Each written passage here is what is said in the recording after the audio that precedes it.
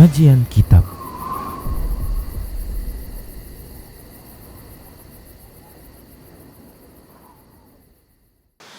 Assalamualaikum warahmatullahi wabarakatuh.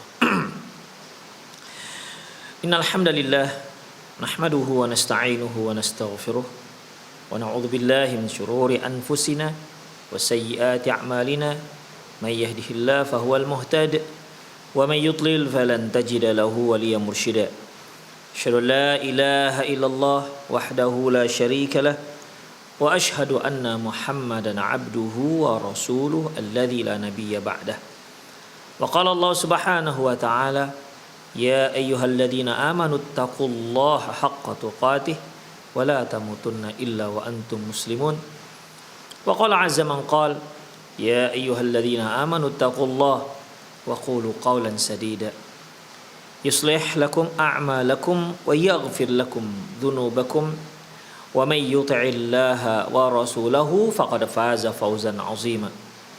Ya ayyuhan nasu taqu rabbakumul ladzi khalaqakum min nafsin wahidah wa khalaqa minha zawjaha wa batha minhuma rijalan katsiran wa nisaa'a wattaqullaha alladzi tasaaluna bihi wal arham innallaha kana 'alaikum raqiba. Amma ba'du, nastaqal hadithi kitabullah wa khairal hadi hadi Muhammad sallallahu alaihi wasallam wa syarral umur muhdatsatuha wa kullu muhdatsatin bid'ah wa kullu bid'atin dhalalah wa kullu dhalalatin finnar. Kaum muslimin dan kaum muslimat, para pemerhati dan pendengar dimanapun Anda berada, alhamdulillah kita kembali bertemu dalam kajian perjalanan setelah kematian. Kita sudah bahas sejak di awal manusia akan dicabut nyawanya, bagaimana perjalanan mereka di alam barzakh hingga akhirnya terjadi hari kiamat di padang mahsyar, bagaimana gunjang-ganjing, bagaimana huru-hara di padang mahsyar, hingga akhirnya bagaimana dengan syafaat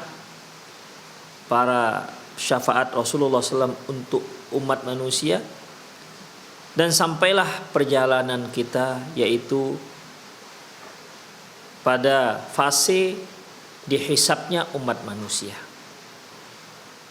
Sebagai info untuk para pemirsa sekalian, pembahasan ini kita ambil dari kitab Al-Qiyamatul Kubra.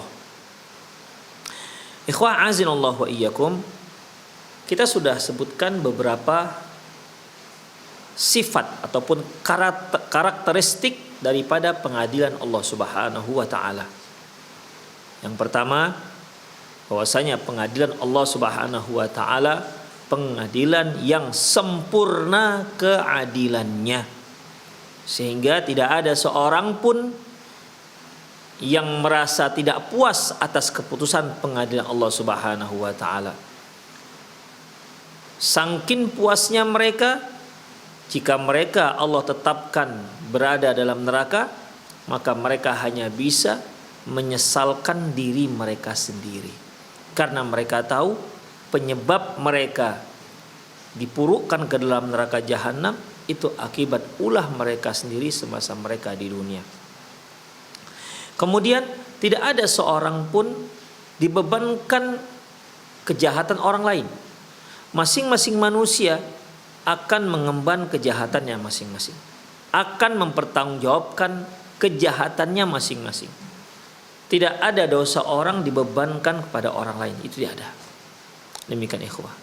Kalaupun ada dalam sebuah ayat menyebutkan wa la yahmilunna athqalahum wa athqalam ma'a athqalihim, mereka akan mengemban dosa mereka dan dosa orang lain bersama dosa mereka. Ini dikarenakan merekalah sebagai penyebab maka orang lain tersebut berbuat dosa. Ya otomatis maknanya itu juga dosa dia. Ketika seorang menyuruh orang lain untuk mencuri karena ada peluang, lantas orang lain tersebut mencuri, dan itu merupakan ide si orang sebelumnya, maka tentunya si pemilik ide yang menyuruh itu juga dapat dosa mencuri, walaupun bukan dia yang mengeksekusinya, bukan dia yang mencurinya. Demikian ikhwah. Ya otomatis ini tentu juga dosa dia. Demikian ikhwah rahimani Allah wa iyyakum. Kemudian yaitu yang ketiga, karakteristik daripada pengadilan Allah Subhanahu wa taala. Allah Subhanahu wa taala akan ungkapkan semua apa saja yang dilakukan oleh seorang hamba semasa dia di dunia, semua akan diungkapkan oleh Allah seluruhnya. Ya. Jadi orang tersebut kembali mengingat, oh iya ternyata memang pernah saya melakukan hal seperti ini. Saya pernah begini, saya buat dosa ini, saya buat dosa itu. Allah ungkapkan. Ya. Allah ungkapkan. Demikian ikhwah. Dan ya Allah perlihatkan kepada dia sehingga tidak ada lagi yang bisa mengelak. Tidak akan ada orang yang mengatakan, ya Allah ini bukan dosaku, aku gak pernah melakukannya. Gak akan ada ikhwah. Karena apa? Karena Allah akan mengungkapkan, Allah akan memperlihatkan. Itu buktinya. Kamu yang memang langsung melakukan. Mau tidak mau harus menerima. Senang tidak senang harus menerima. Memang begitu. Dan dia mengakui. Tidak bisa dia mengelak atas perbuatan dosa yang pernah dia lakukan. Kemudian ikhwah, karakteristik daripada pengadilan Allah yang berikutnya yaitu Allah melipat gandakan kebaikan, tidak melipat gandakan keburukan. Insya Allah. Ini merupakan kasih sayang Allah Subhanahu wa taala kepada hambanya. Apabila seorang hamba melakukan satu kali kebaikan, maka Allah Subhanahu wa taala akan tuliskan untuk dia 10 kali lipat hingga 700 kali lipat, bahkan lebih daripada itu. Tapi kalau seorang hamba melakukan satu kesalahan, Allah tuliskan hanya satu kesalahan. Tidak ada lipat ganda kesalahan. Yang ada lipat ganda itu hanya untuk kebaikan. Itulah tanda rahmat Allah Subhanahu wa ta'ala. Seperti yang telah kita bacakan hadisnya di kajian lalu, bahwasanya Allah Subhanahu wa ta'ala menyatakan untuk orang-orang yang membaca Al-Quran, setiap satu huruf yang dia baca, maka dia akan mendapatkan 10 kebaikan. Kemudian wala aqulu alif lam mim harf. Aku tidak katakan alif lam mim itu satu huruf, tapi alifun harf, alif satu huruf, lam harf. Lam satu huruf, mimul harf. Mim juga satu huruf. Jadi ketika dia baca alif lam mim, 3 huruf berarti kalikan 10 kebaikan, berarti 30 kebaikan. Itu masih alif lam mim. Gimana kalau dia baca 1/4 juz? Berapa huruf yang telah dia lalui? Kalikan 10. Wala haula wala quwata illa billah. Begitu ikhwah. Itu kalau kita buat kebaikan. Tapi kalau kita buat keburukan, Allah catat 1 saja. Ketika dia mencuri, ya sudah 1 kali dia mencuri. Gak dilipat gandakan, dituliskan berarti 1 kali mencuri sama dengan 10 kali mencuri. Enggak ikhwah, hanya 1 kali. Begitulah Allah Subhanahu wa ta'ala terhadap makhluknya. Ikhwah azinallahu wa iyyakum. Mari kita lihat pembahasan berikutnya. Wa awrada Ibnu Katsir 'inda tafsiri hadhil ayah al-hadis alladhi yarwihi Muslim wan Nasa'i wa Ahmadu an Abdullah bin Mas'udin. Diriwayatkan Imam Ibnu Katsir menyebutkan, mencantumkan dalam tafsirnya tentang ayat ini, yaitu hadis yang diriwayatkan oleh Imam Muslim, Nasa'i dan Imam Ahmad dari Abdullah bin Mas'ud, anna rajulan tasaddaqa binaqatin makhtumatin fi sabilillah. Ada seorang laki-laki, dia datang membawa, berinfak, bersedekah 1 ekor unta yang sudah memiliki tali kekang. Kan ikhwah, kalau ada unta itu yang belum ada tali kekangnya. Jadi dia ya polos, gak ada talinya. Ini sudah tersedia tali kekang, dengan artian ini unta siap untuk dikendarai dan dia terbiasa untuk dikendarai. Ini kan mau perang ikhwah, tentu harus ada kendaraan-kendaraan yang memang siap untuk dikendarai, bukan kendaraan-kendaraan ataupun hewan-hewan yang belum siap untuk dikendarai. Makanya sahabat tadi ini datang kepada Rasulullah Shallallahu Alaihi Wasallam membawa seekor unta yang sudah siap dengan tali kekangnya dan tali kekangnya. Ya kalau bahasa kita siap digas lah gitu. Langsung naik, langsung jadi, langsung perang begitu. Jadi ini dia infakkan, dia sedekahkan untuk jihad fisabilillah. Faqala Rasulullah sallallahu alaihi wasallam. Lantas Rasulullah sallallahu alaihi wasallam mengatakan, la ta'tiyanna yaumal qiyamati bi sab'i mi'ati makhtumatin. Rasulullah, sungguh kamu nanti di hari kiamat akan datang membawa 700 unta yang semua siap dengan tali kekangnya. Rasulullah katakan kepada sahabat tadi, dia bawa seekor unta, Allah balas dengan 700 kali lipat. Bayangkan ikhwah. Jadi dia datang di hari kiamat bukan hanya bawa satu ekor unta, tapi 700 ekor unta. Jadi dia, wah Masya Allah. Ya. Itu kalau dia berinfak seekor unta. Gimana kalau 2 ekor? Terlihatlah dia nanti di padang mahsyar, Masya Allah, ini orang banyak sekali infaknya sampai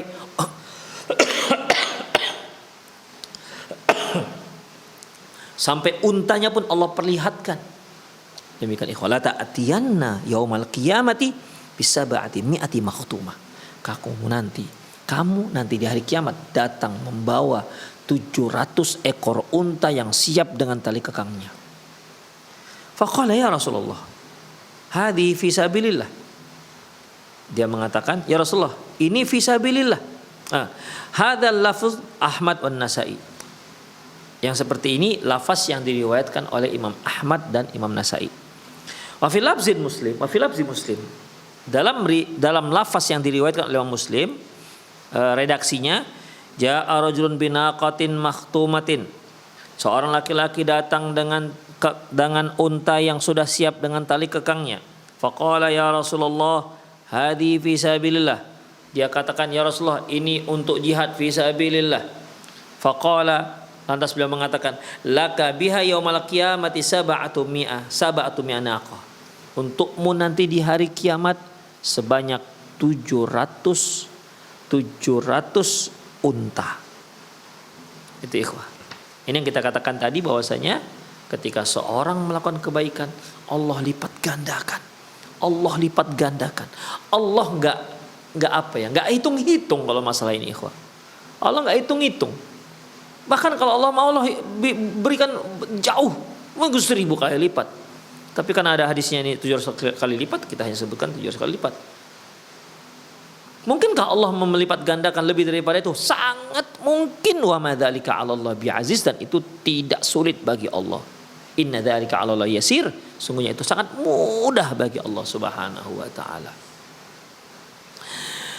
Para pemirsa Roja TV dimanapun Anda berada, begitulah bagaimana rahmat Allah Subhanahu wa taala kepada hamba-hambanya yang berbuat baik. Wa minal a'malil lati tudha'afu adha'afan la tadkhulu tahta hasr. Dan banyak lagi amalan-amalan yang Allah lipat gandakan pahalanya dan tak terhitung jumlahnya. Wala yuhsiha illa alladhi yujizi biha. Dan tidak ada yang bisa menghitungnya kecuali yang memberikannya. Jadi kalau kemarin kita bahas bahwasanya ada amalan kebaikan Allah lipat gandakan sampai 10, ada sampai 100, sampai 700. Tapi kata penulis, ada di sana amalan-amalan bahkan Allah melipat gandakan tanpa batas. Kalau 700 kan masih ada batas, ya. 100, 200 itu kan masih ada batas. Tapi kalau amalan yang ini Allah berikan pahala dengan tanpa batas, berarti lebih daripada 700. Dan tidak ada yang mengetahuinya kecuali hanya yang memberikan, yaitu Allah Subhanahu wa taala. Di antaranya as-saum, puasa. Ibadah siam, Ibadah puasa ini merupakan ibadah yang apabila dilakukan oleh seorang hamba, maka Allah Subhanahu wa taala akan memberinya pahala bighairi hisab, pahala dengan tanpa batas. Ya. Pahala puasa. Wa fil hadits alladhi yarwihi al-Bukhari wa Muslim, dalam hadis yang diriwayatkan oleh Imam Bukhari dan Muslim, wa Ahmad dan Imam Ahmad an Abi Hurairah radhiyallahu anhu, dari Abi Hurairah radhiyallahu anhu anin Nabi sallallahu alaihi wasallam, dari Nabi sallallahu alaihi wasallam, qala, dia bersabda, kullu amal ibni Adam yudha'af hasanatan asyra amthaliha ila sab'ati mi'ati dhi'fin. Kata Rasulullah, setiap amalan kebaikan yang dilakukan oleh seorang anak Adam, Allah akan berikan pahalanya 10 kali lipat hingga 700 kali lipat. Qala Allah Ta'ala, lantas Allah berkata, illa siyam fa innahu li wa ana ajzi bihi. Kata Allah, kecuali puasa. Kalau puasa ini untukku, puasa milikku, wa ana ajzi bihi, aku yang memberinya pahala. Aku yang memberinya pahala. Jadi ikhwah, ketika Rasulullah sallallahu alaihi wasallam mengatakan semua amalan anak Adam diberikan pahalanya 10 sampai 700 kali lipat, Allah menimpali bahwasanya kecuali puasa. Puasa aku yang langsung memberinya pahala. Ikhwah, bukankah amalan-amalan yang lain Allah juga berikan pahala? Betul. Allah juga, salat Allah yang berikan, zakat Allah, umrah Allah yang berikan, haji Allah yang memberikan, sedekah Allah yang memberikan. Tapi untuk puasa ini ikhwah, ibadah puasa, Allah menyebutkan secara khusus, ya, menyebutkan secara khusus. Karena apa? Karena ibadah puasa, pemberian pahala untuk orang yang melakukan ibadah puasa, pemberian pahala yang tanpa batas. Terus tanpa batas itu seberapa? Nggak tahu. Saking banyaknya gitu ikhwah. Ya, saking banyaknya. Wasirru fi kaunis shaimi yu'ti min ghairi takdir. Rahasia di balik itu semua, mengapa orang yang berpuasa itu diberi pahala dengan tanpa dibatasi? Annas shauma minas sabar. Itu dikarenakan puasa itu termasuk kesabaran. Was-sabiruna yuwaffawna ujurahum bighairi hisab. Sementara orang yang bersabar, Allah berikan pahala untuk mereka dengan pahala yang tanpa hisab. Sebagaimana firman Allah Subhanahu wa taala dalam surat Al-Zumar ayat 10, innama yuwaffas sabiruna ajrahum bighairi hisab. Sungguhnya untuk orang-orang yang bersabar akan diberi pahalanya dengan tanpa hisab, tanpa batas, tanpa dihitung-hitung, diberikan sebanyak-banyaknya, nggak pakai dihitung-hitung lagi ikhwah. Itu ikhwah. Ya, qala Qurtubi, berkata Imam Qurtubi, qala ahlul ilmi, para ulama mengatakan kullu ajrin yukalu kailan. Setiap amalan itu pahalanya diberikan seperti ditakar, ada takarannya. Yang dikatakan takar kan itu pasti terbatas, ya. Yang namanya takar pasti terbatas. Kalau nggak terbatas berarti macam kita buka air pakai keran, dihidupkan aja tanpa batas. Tapi kalau kita ambil pakai gayung, pakai cidukan, pastilah dia berbatas. Gak akan bisa melebihi batas tersebut.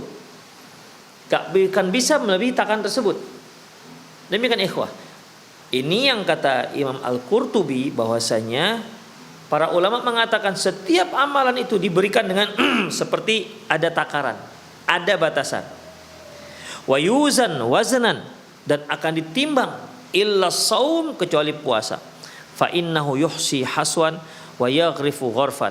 Untuk puasa itu diberikan begitu saja ikhwah, enggak pakai ditakar-takar. Ya, enggak pakai ditakar-takar, dituangkan begitu aja.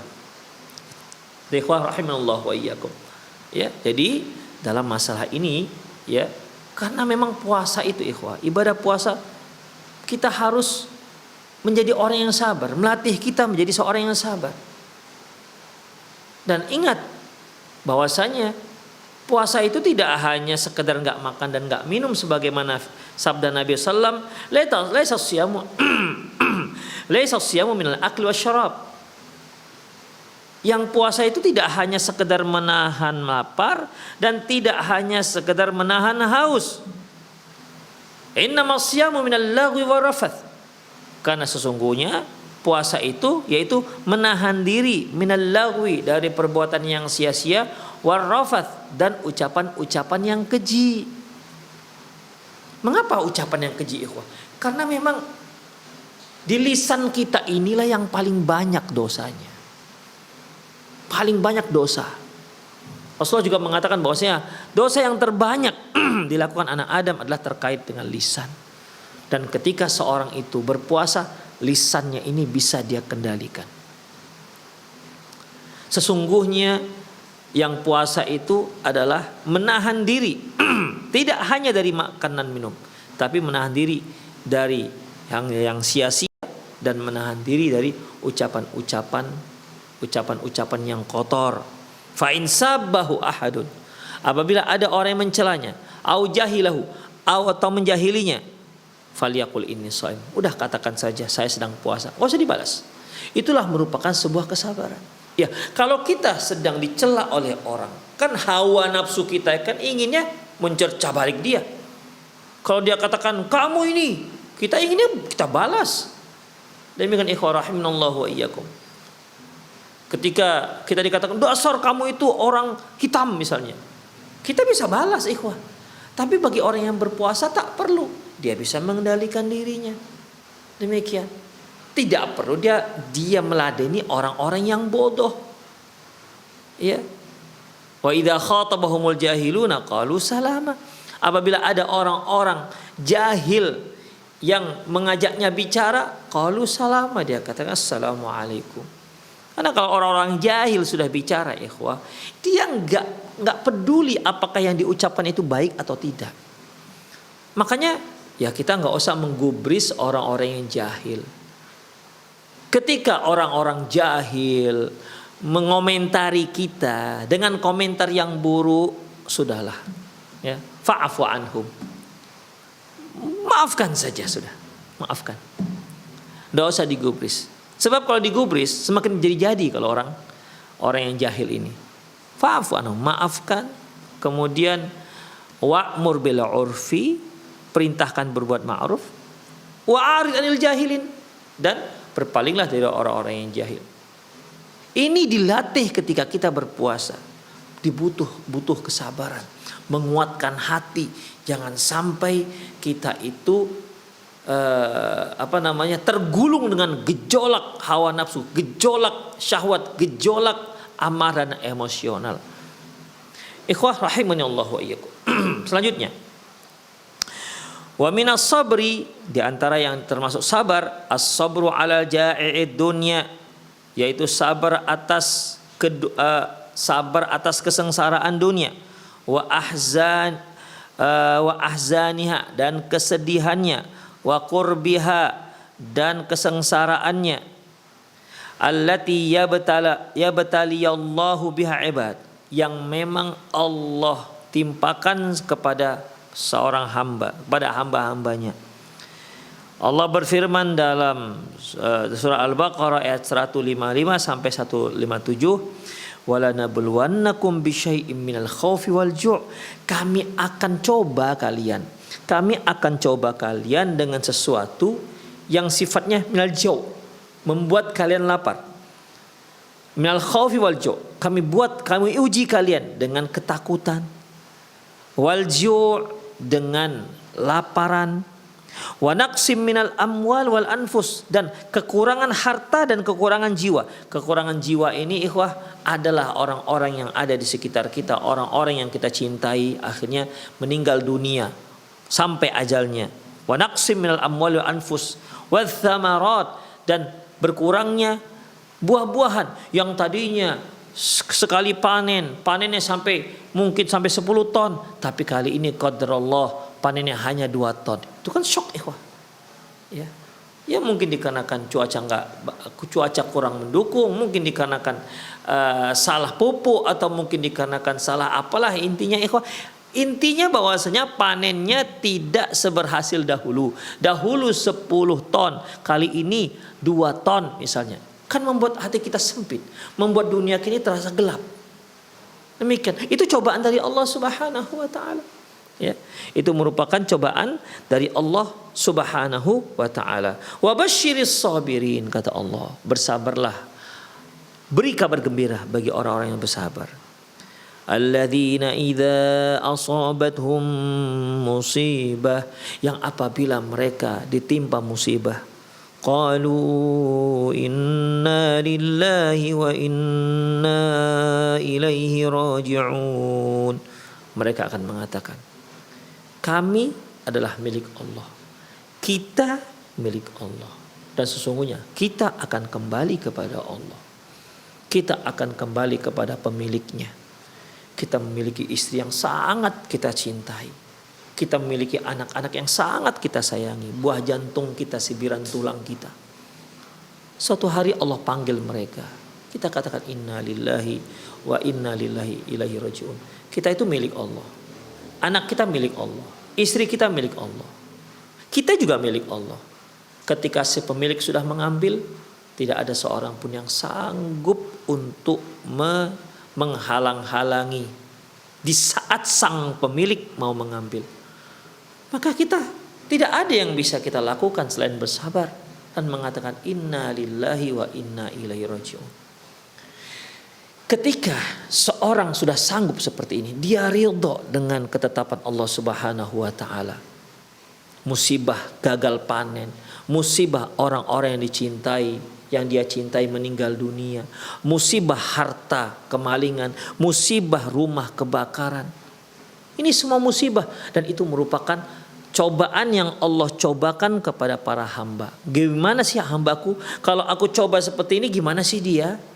Apakah dia tetap tegar, teguh, istiqomah di atas sunnahnya, istiqomah di atas kebenarannya, ataukah dia mulai-mulai baling misalnya, mulai-mulai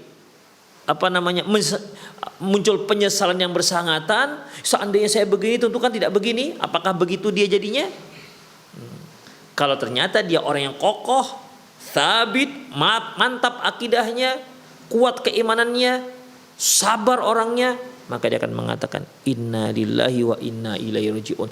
Untuk orang seperti ini, ikhwah, untuk orang seperti ini Allah beri ganjaran. Apa itu? Ulaika alaihim salawatum min rabbihim wa rahmah. Untuk mereka yang layak adalah selawat dari Allah dan kasih sayang dari Allah. Apa selawat dari Allah, ikhwah? A'azinallahu wa iyyakum. Selawat dari Allah yaitu Allah ampuni dosa-dosanya. Allah hapus dosa-dosanya. Kamu berhasil melewati cobaan-cobaan. Kamu berhasil melewati rintangan. Dan kamu ridho dengan ketetapan Allah. Ulaika alaihim salawatum min rabbihim wa rahmah. Keampunan dari Allah dan rahmat dari Allah, kasih sayang. Ikhwah, sebagaimana yang sudah kita maklumi bahwasanya surga itu kita masuki bukan dikarenakan imbalan atas amalan yang kita lakukan.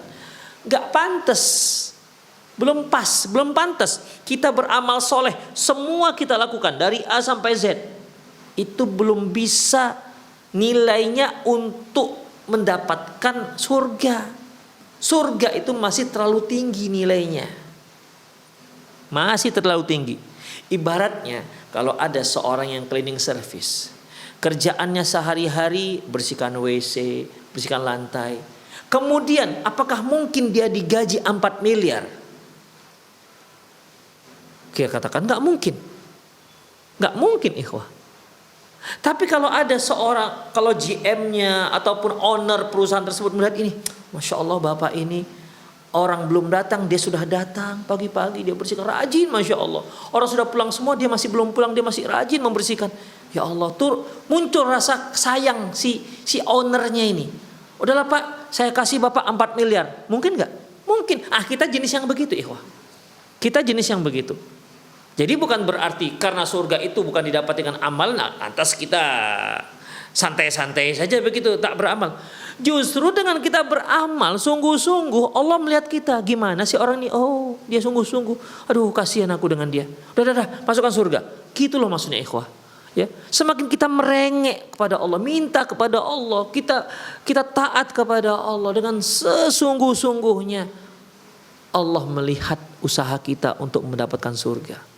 Tapi ingat, surga bukan imbalan dari amalan, enggak.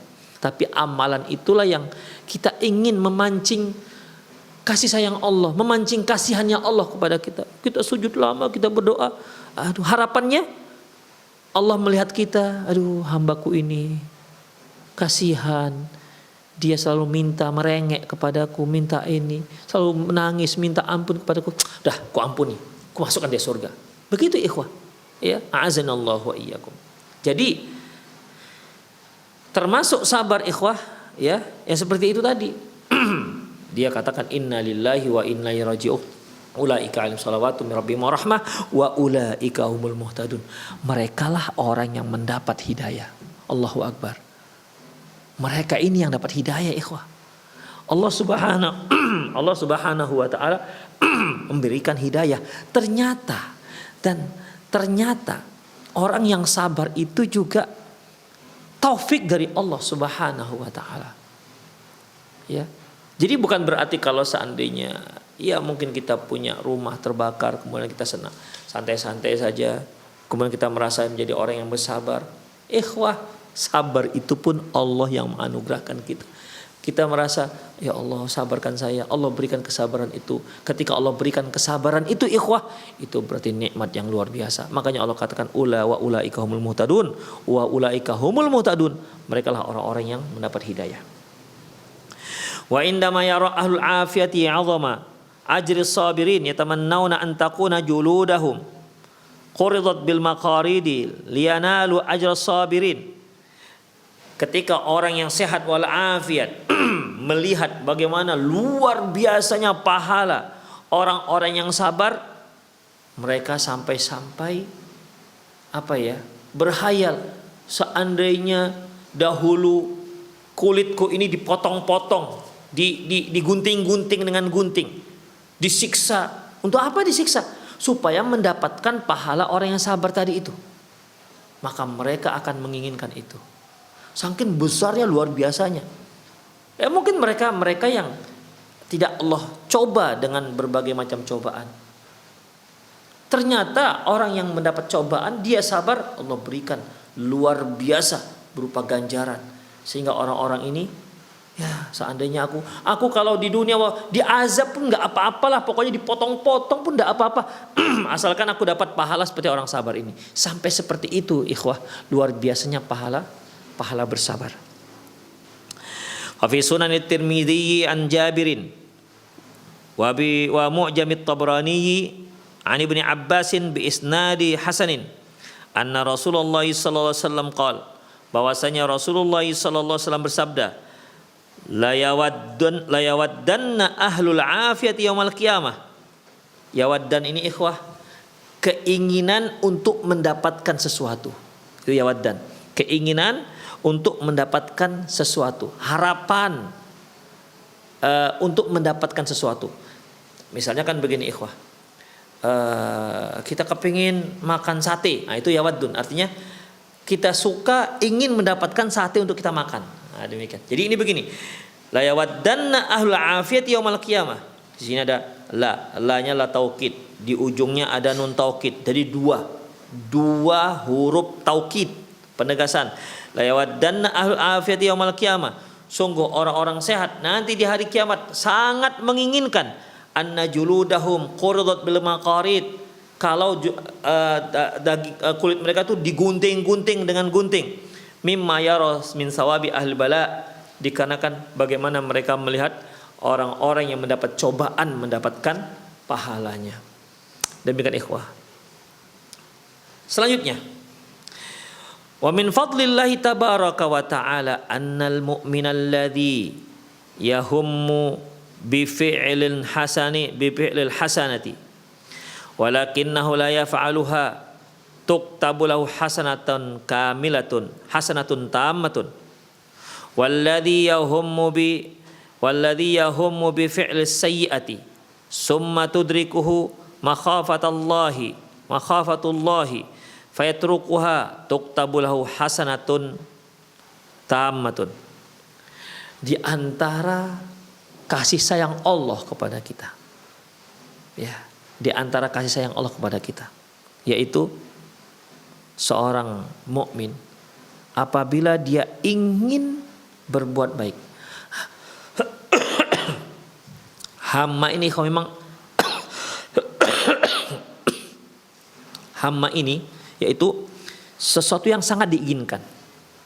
Ya, sesuatu yang sangat diinginkan. Misalnya nih, saya besok mau berinfak untuk fakir fulan. Begitu. Udah, saya hari ini saya sisihkan. Saya akan infak misalnya 1/2 juta. Sisihkan nih duit besok mau saya berikan kepada fakir fulan. Udah saya sisihkan. Jadi ada reaksi, bukan sekedar saya mau bersedekah, udah tulis satu kebaikan, enggak begitu ikhwah. Jadi hamma itu memang suatu tekad, memang mau melakukan sebuah kebaikan. Tapi enggak jadi dia lakukan. Ya, enggak jadi dia lakukan. Mungkin ketika dia mau pergi, ternyata ada kebutuhan anaknya yang harus dipenuhi terlebih dahulu. Enggak jadilah dia bersedekah. Ketahuilah Allah Subhanahu wa taala tuliskan untuk dia satu kebaikan penuh. Satu kebaikan penuh. Seperti kita sekarang, seorang kepingin haji, pengen naik haji, tapi gilirannya lama, yang reguler lama, yang haji plus mahalan, apalagi furoda. Akhirnya dia kumpulkan uangnya, ya dia kumpulkan uangnya, kumpulkan, sudah lengkap, dia daftarkan dirinya, dapatlah porsi. Kapan pergi hajinya? 30 tahun yang akan datang. Belum sampai 30 tahun, masih 5 tahun. Dia sudah meninggal. Allah panggil dia. Maka orang ini sudah mendapatkan pahala haji. Ya. Karena dia sudah ada reaksi. Bukan sekedar, aduh saya kepingin haji. Dapat pahala. Enggak hanya begitu. Semua orang tentu ingin seperti itu. Saya kepingin hafal Quran. Ya sudah. Kenapa? Udah dapat pahala satu hafal Quran. Ya enggak begitu ikhwah. Hamma di sini ada keinginan kuat dan memang nampak action dia untuk berbuat. Demikian ikhwah. Dia kepingin ngapal, niatnya kuat ngapal Quran. Dimulai daripada juz amma. Sementara dia hanya baru hafal tiga kul. Qul huwallahu ahad, qul a'udzu birabbil falaq, qul rabbin nas. Dia mau tambah. Dia mulai dari yang lebih pendek lagi. Inna a'tayna. Dia mulai inna a'tayna. Mungkin dia sulit untuk menghafal Quran. Ya, mungkin sulit, tapi terus tambah. Jadi dalam 1 tahun itu dia ternyata dapat menambah hafalnya hanya 1/4 juz 30. Tapi dia niat mau dapatkan sebuah Al-Quran. Tapi nampak usaha dia ikhwah. Allah tulis pahala dia. Allah tulis. Karena niatnya itu menghafal Al-Quran dan dia punya action. Dia punya usaha. Walaupun tak sampai, Allah tuliskan untuk dia satu pahala yang sempurna. Demikian ikhwan rahimanallah wa iyyakum. Namun apabila seorang ada ya berkeinginan untuk buat maksiat, seperti misalnya dia lewat di kebun orang, wah buahnya sangat ranum-ranum, ya sangat ranum. Dia pun berazam, nanti malam kan saya curi ini. Dia lihat, dia sudah mulai melihat dari mana dia datang, jam berapa dia akan turun ke lapangan, dari mana dia akan ambil dan berapa yang akan dia ambil, kemana dia akan lari. Udah punya rencana. Mungkin juga ada rencana A, kalau ketahuan maka bisa berubah ke rencana B begitu. Pokoknya sudah valid lah semua rencananya. Kemudian di sore harinya ketemu dengan temannya, bincang masalah agama. Ternyata diingatkan dia dalam masalah agama. Dia pun menjadi takut, ya Allah, ini kan mencuri, haram hukumnya, termasuk dosa besar. Akhirnya diurungkannya tidak jadi mencuri. Bagaimana ini? Allah tulis untuk dia satu kebaikan. Insya Allah ya. Gak jadi buat keburukan karena takut pada Allah. Allah tulis satu kebaikan. Kita lihat hadisnya. Wa fi sahihil Bukhari, dalam kitab Sahih Bukhari, Ani Ibnu Abbas radhiyallahu anhuma, dari Abdullah bin Abbas radhiyallahu anhuma, anin Nabi sallallahu alaihi wasallam fi ma yarwihi an Rabbih azza wa jalla, dari Nabi sallallahu alaihi wasallam sebagaimana yang beliau riwayatkan dari Allah Subhanahu wa taala. Ini ciri-ciri hadis qudsi. Kalau ada yang membaca dari Nabi sallallahu alaihi wasallam sebagaimana yang beliau riwayatkan dari Allah Subhanahu wa taala. Qol, berkata, ini berkata bukan Rasulullah tapi Allah Subhanahu wa taala. Jadi kalau ada kalimat hadis fima yarwi anin Nabi sallallahu alaihi wasallam fima yarwihi an Rabbih azza wa jalla qal, sebagaimana dari Nabi sallallahu alaihi wasallam sebagaimana yang dia riwayatkan dari Allah Subhanahu wa taala, qal, dan berkata, ini adalah Allah Subhanahu wa taala, karena ini hadis qudsi. Allah berfirman,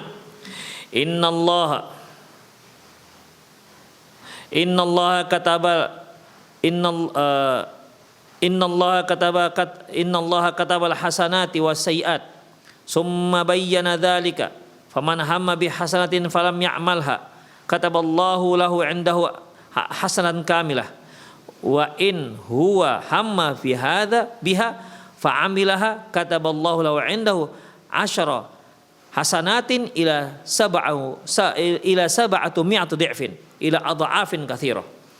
Sesungguhnya Allah Subhanahu wa taala menuliskan setiap kebaikan dan setiap keburukan. Apabila seseorang memiliki tekad untuk berbuat baik tapi tak jadi dia lakukan, maka Allah akan tuliskan untuknya satu kebaikan yang sempurna. Seperti yang kita katakan tadi, dia sudah tekad mau naik haji, dia kumpulkan uangnya. Setelah mulai terkumpul, qadarullah, ada musibah, mau tidak mau uang tersebut harus dipakaikan ke menanggulangi musibah tersebut misalnya. Maka walaupun dia nggak jadi, tapi Allah sudah tuliskan untuk dia satu kebaikan haji. Demikian juga seperti infak yang kita sebutkan tadi. Faman hamma bihasanatin falam ya'malha, barang siapa yang melakukan satu kebaikan tapi tak jadi dia lakukan, katabahallahu lahu 'indahu hasanatan kamilah, maka Allah tuliskan untuknya satu kebaikan yang sempurna. Wa in huwa hamma biha, apabila memang dia sudah bertekad melakukannya, fa'amilaha, tapi jadi dia lakukan, ya, dia sudah tabung duitnya, dia sudah daftar, alhamdulillah ternyata sempat dia pergi haji, maka Allah akan tuliskan lebih daripada itu. Dia sudah berencana untuk berinfak, alhamdulillah Allah mudahkan dia untuk berinfak. Maka katabahallahu lahu 'indahu 'asyara hasanatin, maka Allah tuliskan untuk orang ini 10 kali lipat kebaikan, ila sab'atu mi'atu dhi'fin, hingga 700 kali lipat, ila adha'afin katsiratin, bahkan berlipat-lipat yang enggak tahu entah berapa batasnya. Jadi bukan hanya 700, ila adha'afin katsiratin, kan pada lipatan-lipatan yang enggak diketahui, bisa 1000 kali lipat, bisa 3000 kali lipat. Begitulah Allah memperlakukan seorang hamba yang berhasil melakukan sebuah kebaikan. Kemudian wa man hamma bisayyi'atin, barang siapa yang memang sudah bertekad untuk berbuat buruk, falam ya'malha, tapi tak jadi dia lakukan, ya, karena takut kepada Allah, ya, tak jadi dia lakukan karena takut kepada Allah, katabahallahu lahu 'indahu hasanatan kamilah, maka Allah tuliskan untuk dia satu kebaikan sempurna. Wa in huwa hamma biha fa'amilaha, apabila dia sudah bertekad untuk melakukan keburukan dan fa'amilaha, jadi dia lakukan keburukan tersebut, katabahallahu lahu sayi'atan wahidatan, maka Allah tuliskan untuk dia satu keburukan saja. Demikian ikhwah. Jadi kalau ada orang yang bertekad, berniat kuat untuk berbuat baik, masih berniat tekad bulat untuk berbuat baik saja, belum lagi dilakukan, Allah sudah beri dia satu kebaikan. Tuliskan untuk dia satu kebaikan yang sempurna. Namun kalau itu jadi dia lakukan, Allah tuliskan untuk dia 10 hingga 700 hingga bahkan kelipatan yang jauh lebih besar daripada itu. Tapi kalau seorang hamba melakukan sebuah keburukan, ya, sebuah keburukan, dia sudah tekad melakukan keburukan, tapi tak jadi dia lakukan karena takut pada Allah, ditulis Allah satu kebaikan. Kalau jadi dia lakukan keburukan tersebut, Allah tuliskan satu keburukan. Udah. Ikhwah, kalau kita lihat hadis ini, sepertinya surga itu dekat sekali, mudah kita gapai. Bayangkan satu kebaikan dilipat gandakan lebih dari 700. Kalau satu keburukan hanya satu, coba. Kalau ditimbang-timbang secara angka, secara nominal, ya, secara kuantitatif, ini pasti menangnya ya amalan baik pasti menang. Demikian ikhwah. Pasti yang banyak itu pahala, seharusnya itu begitu. Demikian ikhwah rahimanallahu wa iyyakum. Ya, Masya Allah, ini merupakan rahmat Allah Subhanahu wa ta'ala untuk umat manusia. Tapi ada satu hal yang perlu kita ketahui juga ikhwah. Para ulama menyebutkan, apabila dia bertekad melakukan satu keburukan dan tak jadi dia lakukan karena hilang kesempatan, ya misalnya nih, ada orang parkir tuh di pinggir jalan, ya, wah kesempatan nih, mau dicuri tuh motornya, ya. Dia pun sudah duduk di atas motor, sepeda motor.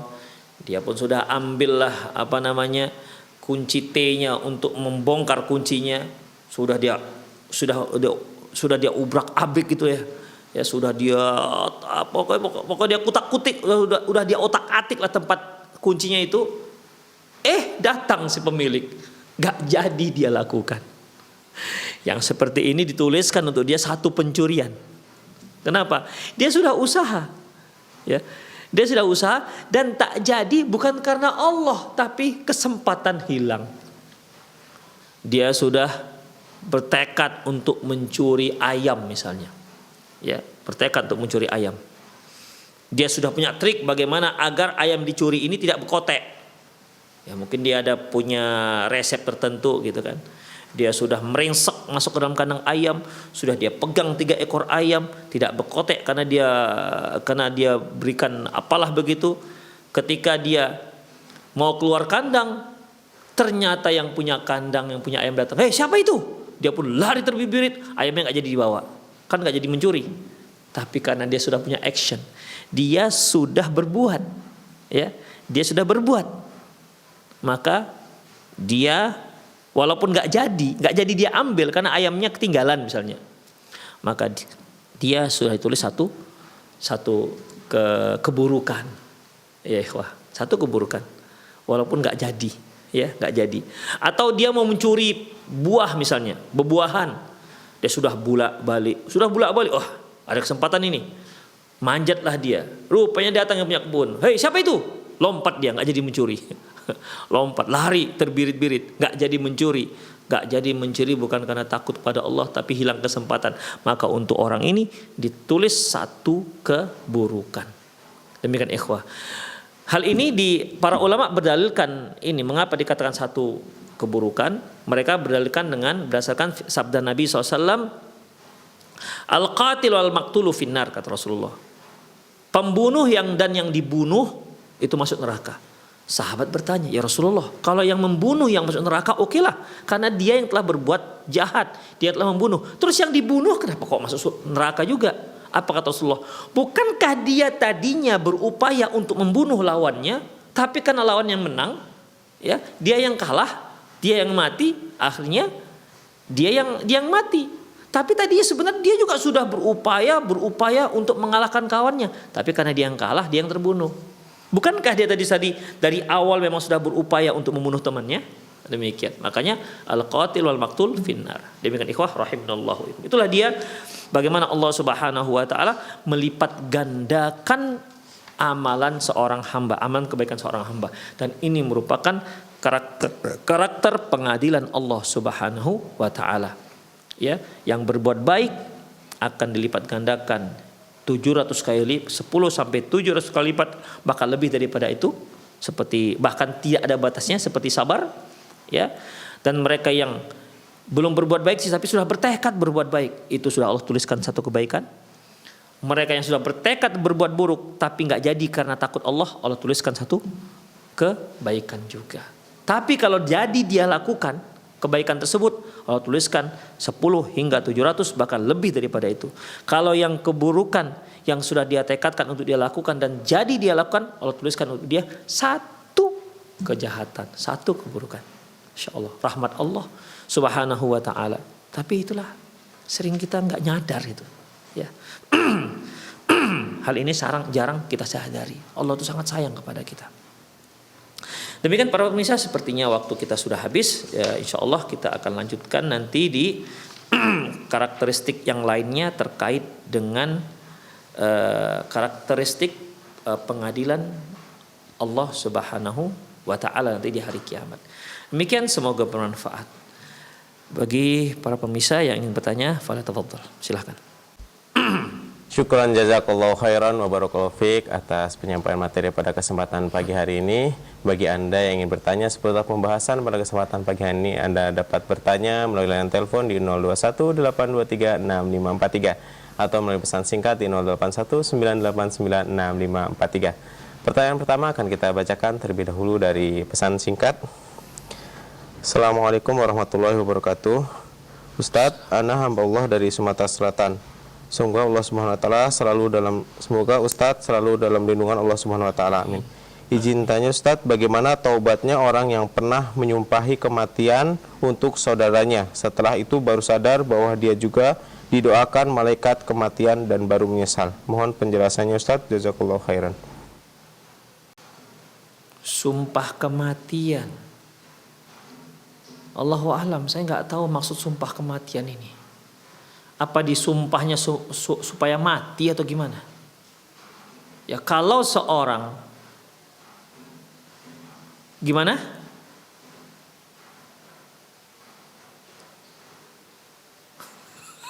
Astagfirullah. Kalau itu yang dia maksud, kudoain moga kau meninggal cepat, gitu kali ya. Ikhwah rahimanallah wa iyyakum. Ini sumpahnya sumpah batil. Bagaimana dia bersumpah? Bersumpah yang bukan punya dia. Ya. Bagaimana dia bisa bersumpah seperti itu? Ini sumpah batil. Ya harus banyak tobat kepada Allah Subhanahu wa taala. Ajal orang itu sudah ditentukan oleh Allah Subhanahu wa taala. Kita sumpah dan tidak sumpah, maka dia meninggalnya tetap sebagaimana yang telah ditetapkan oleh Allah Subhanahu wa taala. Sebagaimana hadis yang cukup panjang di mana ketika bayi dalam janin sudah cukup waktu harinya, maka Allah Subhanahu wa taala mengutus malaikat ke dalam janin seorang ibu. Ya. Fayursalu alaihil malak, diutuslah malaikat ke rahim si ibu. Fayunfakhu fihi ruh, ditiupkan ruh, fayu'maru bi arba'i kalimat, dan diperintahkanlah untuk menetapkan untuk si janin ini 4 permasalahan. Bikat bi rizqihi, menulis menetapkan rezekinya, wa ajalihi, dan ajalnya, wa amalihi, dan amalannya, asaqiyun am sa'idun, apakah dia seorang yang sengsara ataukah dia seorang yang bahagia semasa dia di dunia. Jadi sebenarnya Allahu a'lam bissawab, nggak ada gunanya kita sumpah di situ karena itu bukan bukan ranah kita masalah orang itu mati atau tidak mati. Beda halnya karena kalau sumpah ini kan sudah sungguh-sungguh ikhwah, ya. Misalnya kalau dia katakan demi Allah saya tidak akan lagi menginjakkan kaki saya ke rumahmu, misalnya begitu. Nah, menginjakkan kaki ke rumah itu kan memang kita punya kuasa untuk itu. Demi Allah saya tidak akan makan lagi nasi ini misalnya. Itu kan punya kuasa kita punya, memang semua ditentukan oleh Allah, tapi itu di bawah kuasa kita untuk melakukannya. Tapi kusumpahi kamu agar kamu mati. Loh, gimana sumpahnya ya? Demi Allah kamu mati gitu. Demi Allah kamu seminggu lagi mati begitu. Ya ini salah sumpahnya, bukan bukan wewenang kita. Kalau ada yang mengatakan misalnya begini, demi Allah aku sumpahi, misalnya siapa ya, Gubernur Fulan 3 hari lagi akan lengser. Oh, itu bukan hak kita. Sementara dia seorang petani, tidak punya apa-apa, dia bersumpah begitu. Ini sumpah batil. Ya. Jadi bagaimana ini? Dia harus lakukan kafarah sumpah. Beda halnya kalau kalau dia itu berdoa, aku doakan semoga kamu cepat meninggal, misalnya begitu ya. Aku doakan semoga kamu cepat meninggal. Ini kita nggak katakan boleh atau nggak boleh, tapi ini bisa. Ya, isi doa seperti ini bisa. Ya Allah, kan bisa misalnya kita lihat ada seorang yang zalim, ya Allah, cepatkanlah dia mati ya Allah, kan bisa. Karena kita memohon. Tapi kalau kita sumpah, macam kita ngatur Allah supaya dia cepat mati begitu, ya. Jadi dalam masalah ini kalau dia artinya adalah yang dimaksud adalah mohon doa kepada Allah, ya, semoga dia cepat meninggal, ya, dalam kategori dia doa itu bisa. Kita terlepas apakah ini memang doanya ini baik atau tidak, tapi bisa karena kita memohon kepada Allah. Kan bisa saja dia berdoa seperti itu karena dilihatnya orang ini zalim, suka menzalimi masyarakat, sementara masyarakat nggak bisa membalasnya, akhirnya mereka berdoa agar orang ini cepat mati gitu. Itu bisa, ya, terlepas dari yang tadi itu. Tapi kalau sumpah demi Allah kamu seminggu lagi mati, ikhwah, itu bukan wewenang kita. Demikian, Allahu a'lam bishawab. Jadi untuk bapak yang bersumpah tadi dengan cara seperti itu sumpahnya batil, ya, karena di luar wewenang dia. Kemudian dia lakukan kafarah sumpah, yaitu puasa 3 hari. Nah, Allahu a'lam bishawab. Syukran jazakallahu khairan wa barakallahu fiik atas jawabannya Ustaz. Semoga bermanfaat bagi penanya. Selanjutnya akan kita coba angkat terlebih dahulu dari layanan telepon. Halo.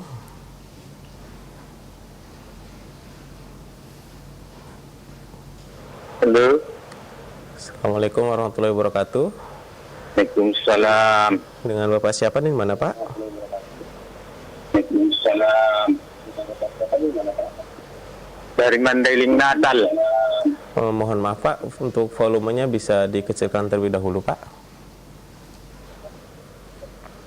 Silahkan pertanyaannya Pak. Apakah ruh manusia yang telah mati bisa keluar dari kuburnya? Karena sering-sering aku bermimpi akan ulama guruku bermimpi mengajar dia kepada saya waktu mimpi. Satu, keduanya, apakah ilmu yang diajarkannya itu ketika mimpi boleh diamalkan? Terima kasih. Wallahu a'lam. Assalamualaikum warahmatullahi wabarakatuh. Waalaikumsalam warahmatullahi wabarakatuh. Silahkan Ustaz. Masya Allah, Bapak dari Mandailing Natal ya, Madinah, bukan Madinah Munawarah, Madinah ini, Mandailing Natal. Para pemirsa rahimanallah wa iyyakum, apakah roh itu bisa balik ke dunianya, ke dunia? Ikhwah, kita sudah bahas ya di awal-awal pembahasan kita di kitab Qiyamatus Sughra bahwasanya yang namanya ruh ketika dia sudah sampai di alam barzakh, dia tidak diizinkan untuk kembali ke dunia. Bahkan orang-orang yang mati syahid, orang-orang soleh yang dia mendapatkan nikmat kubur, dia tidak diizinkan untuk pergi ke keluarganya untuk memberitahukan tentang kondisinya yang baik di alam kubur. Demikian ikhwah. Karena apabila dia seorang yang soleh meninggal dunia, dia mendapatkan nikmat kubur, Allah Subhanahu wa taala akan bukakan pintu surga. Ya, Allah akan bukakan pintu surga. Dia akan melihat surganya, dia akan lihat bidadari yang Allah siapkan untuknya, dia akan lihat istana-istana yang Allah siapkan untuknya, sehingga apa yang dia doakan, Rabbi aqimis sa'ah, ya Allah, segerakan hari kiamat. La'alli arji'u ila ahli wa mali, agar aku bisa kembali ke keluargaku dan hartaku. Dan sesekali Allah Subhanahu wa taala akan menitipkan roh dia di burung yang bertengger di surga sebagaimana kata Ibnu Taimiyah. Tapi kalau orang yang mati syahid, ya, sesekali Allah akan letakkan ruhnya dia di burung surga yang sarangnya di bawah aras dan di bawah yang bersarang, ya, lupa saya aras atau surga Firdaus. Dan kalau yang ruh orang yang mati syahid ini diletakkan di burung itu bisa kemana-mana. Kalau yang mati syahid dia punya istimewa lah, ya, istimewa, prioritas lah gitu, prioritas. Jadi dia diletakkan di burung, ruhnya ini diletakkan di burung yang bisa terbang kemana-mana di surga. Tapi orang soleh dia hanya diletakkan ruhnya itu di burung yang dia hanya bertengger di pohon melihat surga. Demikian. Kali-kali dibalikkan lagi ke kuburannya. Itu dikatakan Ibnu Taimiyah. Jadi tidak ada balik ke keluarganya. Demikian ikhwan, dia akan asyik dengan keluarga, dengan surganya. Dia akan asyik melihat apa yang hartanya yang akan dia dapati nanti. Adapun orang yang toleh, adapun orang yang durjana, pendosa, dia akan mendapat azab dan terus akan diazab dan terus diazab hingga hari kiamat. Dan Allah bukakan untuk dia pintu neraka dan dia lihat bagaimana azab yang akan Allah siapkan untuk dia. Apa katanya? Rabbi la tuqimis sa'ah. Dia katakan, ya Tuhanku, jangan jadikan hari kiamat, karena dia tahu azab yang dia alami sekarang itu enggak seberapa ketimbang azab yang Allah siapkan untuk dia nanti di hari akhirat, di neraka. Jadi seolah dikatakan, tidak apa-apalah aku diazab seperti ini ketimbang nanti masuk azab api neraka yang jauh lebih luar biasa beratnya. Demikian. Jadi tidak ada. Baik. Apakah kalau kita mimpi guru kita, dia ngajarkan kita satu ilmu, ya, itu bisa saja terjadi. Tapi sesungguhnya itu bukan dia. Ya, sesungguhnya itu bukan dia. Ya. Apakah ilmunya bisa kita ambil? Ilmunya bisa kita ambil selama bersesuaian dengan kitabullah dan sunnah Rasulullah Sallallahu Alaihi Wasallam. Dia datang ngajari kita, fulan, kamu murid saya, misalnya ini dalam mimpi, saya ajarkan kamu sholat, kaifiat sholat ya, cara kaifiat sholat yang baik diajarkannya. Ternyata apa yang diajarkan itu ada dalam sunnah Rasulullah SAW, maka ambil. Tapi kalau dia datang, fulan, saya ajarkan kamu, mulai detik ini kamu sudah nggak perlu sholat lagi. Kamu sudah nggak diwajibkan oleh Allah. Tadi aku sudah jumpa dengan Allah dan kamu mulai hari ini nggak perlu sholat lagi. Cukup sholatnya maghrib aja, maka itu setan. Ya, maka itu setan. Karena syariat tidak bisa diubah dengan mimpi. Demikian ikhwah. Kalau ada sebagian orang yang katanya dia sudah sampai pada hakikat apalah begitu sehingga dia tidak lagi dibebankan sholat, tidak lagi dibebankan syariat. Ikhwah, apa ada orang yang lebih takwa, lebih takut kepada Allah ketimbang Rasulullah? Tapi kita lihat, apakah beliau sampai hayat beliau tetap sholat? Tetap ikhwah. Kok ada kiai-kiai atau syekh-syekh yang menyatakan saya sudah nggak sholat lagi? Kenapa? Karena sudah ada wahyu bahwa saya nggak perlu sholat. Saya sudah sampai pada derajat hafalah begitu sehingga dia nggak sholat. Ikhwah, itu bohong. Itu bohong. Makanya mimpi-mimpi tersebut boleh Bapak ambil selama dia tidak bertentangan syariat. Tapi kalau bertentangan dengan syariat, maka Bapak jangan ambil karena sesungguhnya dia adalah syaitan. Demikian. Allahu a'lam bishawab. Syukran jazakallahu khairan wa barakallahu fiik atas jawabannya Ustaz. Semoga bermanfaat bagi penanya. Karena keterbatasan waktu, mohon maaf untuk pertanyaan-pertanyaan selanjutnya belum sempat kami bacakan. Kami persilahkan kepada Ustadz untuk memberikan kesimpulan atau penutup untuk kesempatan kajian pagi hari ini. Tafadhol Ustaz. Baik, ikhwah azinallahu wa iyyakum. Pengadilan Allah Subhanahu wa taala, pengadilan yang hasilnya akan kita akui. Tak ada ganjalan-ganjalannya. Ya. Hasilnya, apakah hasilnya itu vonis neraka ataukah surga? Maka yang mendapat vonis neraka ini dia tidak bisa tidak terganjal, tidak ada ganjal dalam hatinya bahwasanya dia ini terzolimi, enggak. Dia hanya berpikir bahwasanya memang saya layak, pantas untuk mendapatkan ini. Memang sayanya yang durhaka kepada Allah. Hanya itu yang ada, ikhwah. Ya.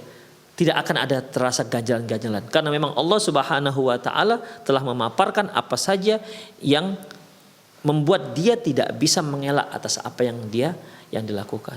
Semoga Allah Subhanahu wa taala ya memberikan kita kemudahan hisab, dan insya Allah ada karakteristik yang lain ya yang merupakan termasuk dalam pengadilan Allah Subhanahu wa taala. Semoga Allah Subhanahu wa taala memudahkan kita hidup di dunia di atas sunnah Rasulullah SAW, tetap istiqomah di atas kebenaran dan melaksanakan apa yang kita pelajari, sunnah-sunnah Rasulullah, menghidupkan sunnah-sunnah Rasulullah baik pada diri kita, keluarga kita maupun masyarakat kita. Demikian para pemirsa Roja TV dimanapun anda berada, semoga sedikit yang kita bahas tadi bermanfaat. Demikian saya undur diri.